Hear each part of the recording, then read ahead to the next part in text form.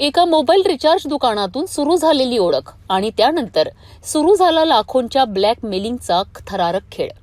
अमरावतीमध्ये एका शेतकऱ्याला प्रेमाच्या जाळ्यात ओढून तब्बल 69 लाख रुपये उकळल्याचा धक्कादायक प्रकार समोर आला आहे।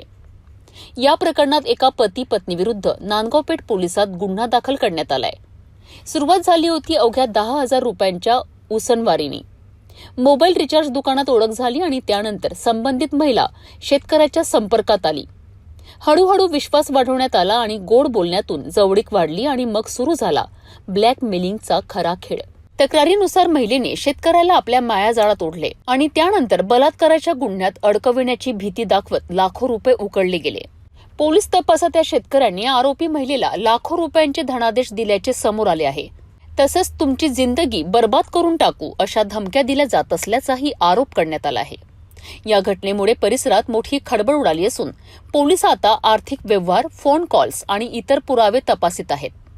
विश्वास, प्रेम आणि भावनिक जाळं याचाच गैरफायदा घेत एका शेतकऱ्याची लाखोंची फसवणूक झाल्याचा आरोप आता समोर आला आहे। या प्रकरणातील सत्य काय, आरोपींचं नेमकं जाळं किती मोठं याचा तपास आता पोलीस करीत आहेत। या प्रकरणी जे फिर्यादी आहे धर्माळे त्यांची 2020 मध्ये एका महिलेशी ओळख झाली। ओळखीतून त्यांचे प्रेम संबंध आणि शरीर संबंध प्रस्थापित झाले। नंतरच्या काळात त्या महिलेनी हे संबंध माझ्या घरी कळले तर आपल्याला अडचणीचे होईल असे सांगून आणि तिच्या नवऱ्याने सुद्धा याबाबत त्याला धमकावून त्यांच्याकडून वेळोवेळी असे रोख, कॅश किंवा चेकद्वारे आणि बँकेत भरण्याद्वारे असे जवळजवळ 69 लाख रुपये त्यांच्याकडून घेतलेले आहेत। आणि याबाबत सुद्धा त्यांना आणखीन पैसे दे, नाहीतर मग तुझी सार्वजनिकरित्या बदनामी करू, पोस्ट जे आहेत त्या व्हायरल करू, अशा पद्धतीने विविध धमक्या देऊन त्यांच्याकडून पैसे उकळलेले आहेत आणि अजूनही त्यांना ते पैसे मागत होते। अन्यथा तुझ्यावर बदनामी करू, केस दाखल करू अशी धमकी दिल्याने सदरचे जे व्यक्ती आहेत त्यांनी नांदगावपेठ पोलीस ठाण्याला तक्रार दिलेली आहे।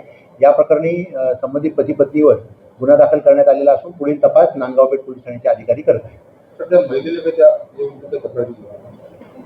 काय दिली होती का अजून महिलेची आमच्याकडे काय सर, आपण किती लोकांवर गुन्हा दाखल केला? आम्ही पती पत्नीवर दोघांवर गुन्हा दाखल केलेला आहे।